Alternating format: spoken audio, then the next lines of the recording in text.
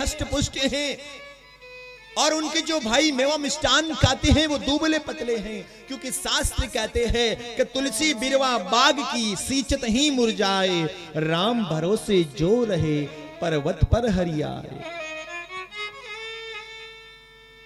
शास्त्र कहते हैं कि हमें साधन साध्य नहीं बनना है, हमें कृपा साध्य बनना है।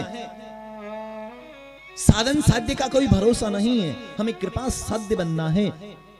दो व्यक्ति हैं, दोनों को दिल्ली जाना है, बोलो राधे राधे। घर से निकले, ट्रेन का समय 6 बजे का है, 6 बजे का समय, दोनों निकले। एक साधन साध्य है, अपने आप पर भरोसा है, दूसरा भगवान का भक्त है, वो सीधे जहां 6 बजे की गाड़ी है वो 5 बजे जाके वहां बैठ जाता है।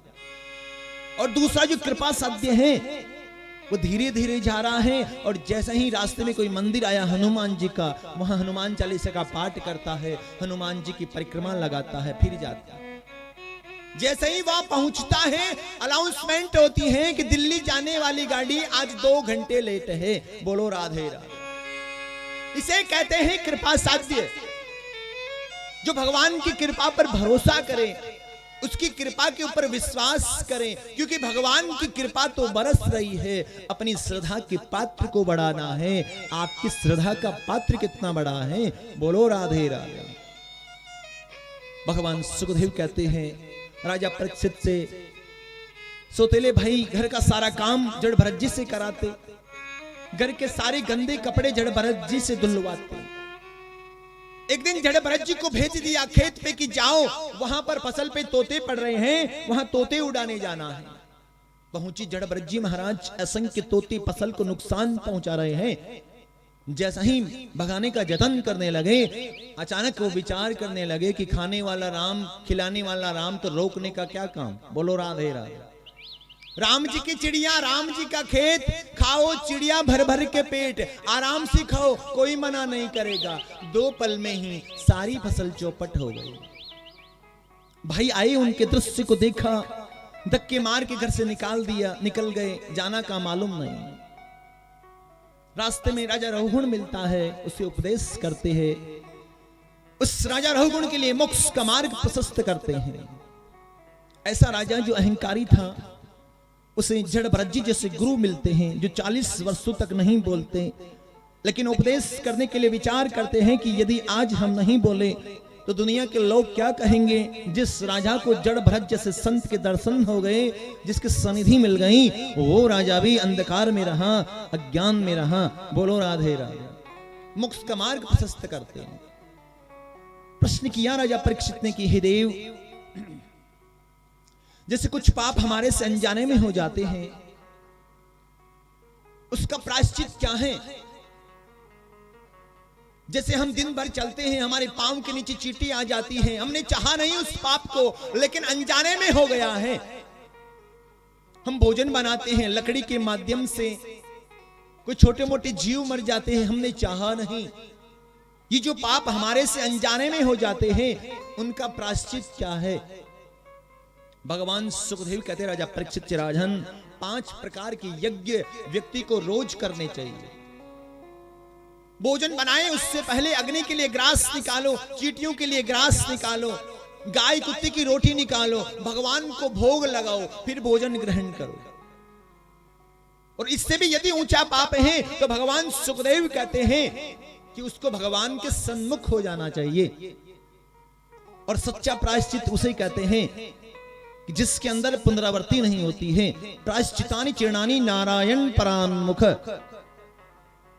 भगवान सुखदेव कहते राजा परीक्षित से, राजन जो एक बार अपना मन रूपी भंवरा भगवान के चरणों से जोड़ता है, काल भी उसका कुछ नहीं बिगाड़ सकता है। सैक्रन मन कृष्ण पदार विंदयोर निवेशितम तद्गुण रागियैरिह न तै यमं पास बटश्चित बटान स्वप्ने पिपश्चन्ति हि चरण निष्कृता। भगवान सुखदेव कहते हैं कि राजन जो जीव एक बार अपना मन रूपी भंवरा भगवान के चरणों से जोड़ता है, न ते यमम पास बटश्चित बटान, फिर स्वप्न में भी काल उसका कुछ नहीं बिगाड़ सकता। मैं तुम्हें एक सुंदर सी कथा सुनाता हूं अजामिल की। वो अजामिल जो नाम का सहारा लेकर कैसे तर गया। जो घणिका के संग में कैसे उसने अपना ब्रह्मत्व नष्ट किया, वो जामिल जो अपने पुत्र का नाम लेकर तर गया। संत आते हैं, उस उपदेश करते हैं और अपने बेटे का नाम नारायण रखते हैं और खाली बेटे के नाम से ही उसके लिए उसका बेटा मोक्ष का मार्ग प्रशस्त करता है। प्यार से बोलो राधे राधे। क्योंकि भगवान के धाम को जाने के लिए नाम तो एक ही काफी होता है। अजामिल ने बेटे का सहारा लिया, तर गए, उसके लिए संतों ने मोक्ष का मार्ग प्रशस्त किया। भगवान सुखदेव कहते राजा परीक्षित से राजन 28 प्रकार के नरक होते हैं, जिसके अंदर मुख्य तामिश्र, अंध तामिश्र, रौरव, महारौरव मुख्य प्रकार के नरक बताए हैं। जो धोखाधड़ी करता है, झूठ फरेब करता है, उसे रौरव नाम के नरक में जाना पड़ता है। जो भगवान से ईर्ष्या करते हैं, उनकी कथा कीर्तन में कष्ट पहुंचाते हैं, बाधा पहुंचाते हैं, उन्हें महारौरव नरक में जाना पड़ता है। इस प्रकार 28 प्रकार के नरकों का वर्णन करते हैं। भगवान सुखदेव कहते राजा परीक्षित से राजन, इसलिए व्यक्ति को जो कर्म है वो अच्छे करने चाहिए, क्योंकि कर्मों की सजा व्यक्ति को भुगतनी पड़ती है और कहीं और नहीं, यही भुगतनी पड़ती है। क्योंकि जिस युग के अंदर हम जीते हैं उसका नाम है कलयुग, और कलयुग के अंदर यदि आपने प्यासे को पानी पिलाया तो उसका फल आपको यही मिलेगा। हाँ, थोड़ा समय लग सकता है, लेकिन फल आपको यही मिलेगा। प्यार से बोलो राधे राधे। प्रश्न किया राजा परीक्षित ने कि हे देव, इस सारी सृष्टि को परमात्मा बनाते हैं, इस सृष्टि के अंदर भक्त भी भगवान के पुत्र हैं, दुष्ट भी भगवान के पुत्र हैं, तो फिर भगवान अपने भक्तों को क्यों बचाते हैं और दुष्ट को क्यों मार देते हैं? क्योंकि भक्त भी भगवान के पुत्र है, दुष्ट भी भगवान के पुत्र है। सारी सृष्टि परमात्मा की है, सृष्टि के मालिक भगवान है, ये सारी सृष्टि उनकी है, तो फिर ये भगवान का भेदभाव क्यों है? भगवान सुखदेव कहते हैं राजा परीक्षित से राजा, ना तो भगवान कभी किसी को मारते हैं, ना भगवान कभी किसी को बचाते हैं। जो भगवान की आंखों के सामने चला जाता है, फिर भगवान उसको डूबने नहीं देते। जो भगवान की आंखों के सामने ही नहीं जाता, फिर भगवान उसकी तरफ भला कैसे ध्यान लगाएंगे? भगवान की आंखों के सामने जाने का मतलब है भगवान का नाम लेना, उनकी कथाएं श्रवण करना, संत महात्माओं की सेवा करना। एक बड़ी सुंदर सी कथा आती है कि मैया यशोदा भगवान श्री कृष्ण का जन्म उत्सव मनाया करती थी। 5 वर्ष के भगवान श्री कृष्ण,